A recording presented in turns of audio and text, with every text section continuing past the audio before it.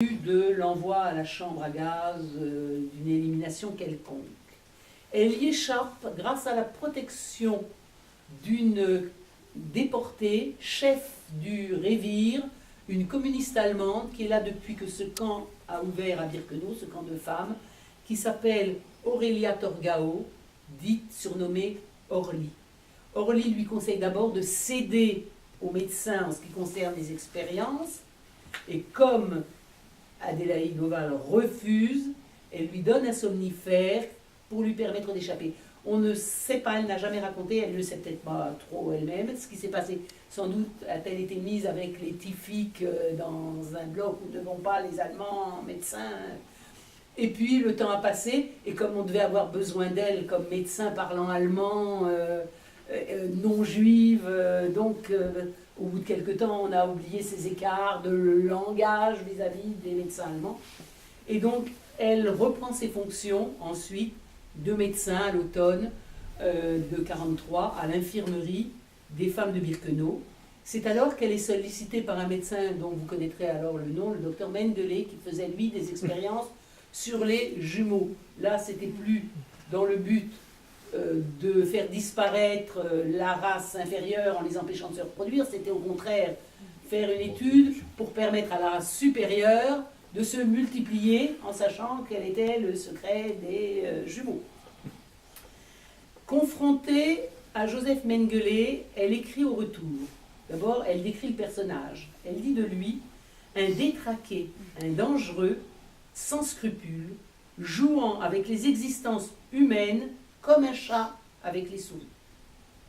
Et puis elle parle de ce qui s'est passé. Quelque temps après mon retour du bloc 10, il me convoque pour me dire qu'il faut participer à ces atroces travaux sur les jumeaux.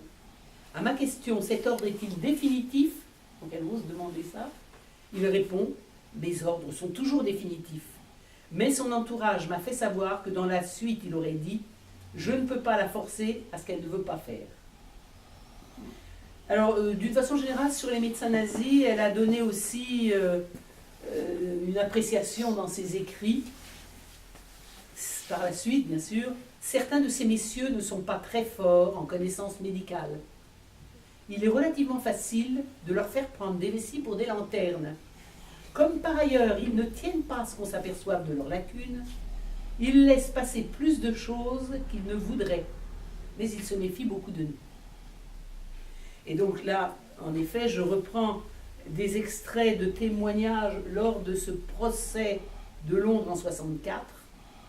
2 femmes médecins déportées également, affectées aussi au bloc 10, ont témoigné de qui était Adélaïde Dauval, qu'elles ont croisé, qu'elles ont rencontré, avec qui elles ont parlé, de sa droiture et de sa force de conviction. Ainsi, la docteuresse polonaise Dorota Lorska a dit: elle m'expliqua en médecin ce qui se passait dans le bloc 10. Elle va venir prendre la suite.